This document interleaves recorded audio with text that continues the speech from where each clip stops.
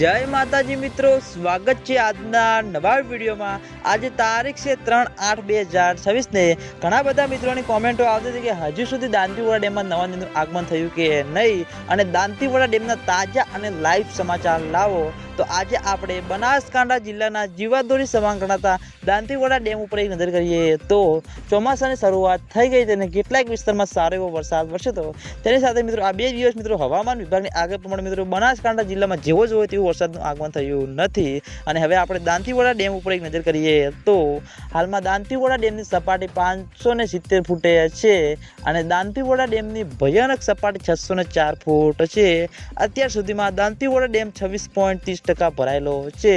ઘણા બધા મિત્રોની કોમેન્ટો આવી હતી કે દાંતીવાડા ડેમમાં નવા નીરનું આગમન થયું કે નહીં। તો મિત્રો હજુ સુધી દાંતીવાડા ડેમમાં નવા નીરનું આગમન થયું નથી અને દાંતીવાડા ડેમમાં નવા નીરનું આગમન થશે તો સૌથી પહેલાં તમને બધાને આ ચેનલ દ્વારા વિડીયો બનાવીને જાણ કરવામાં આવશે।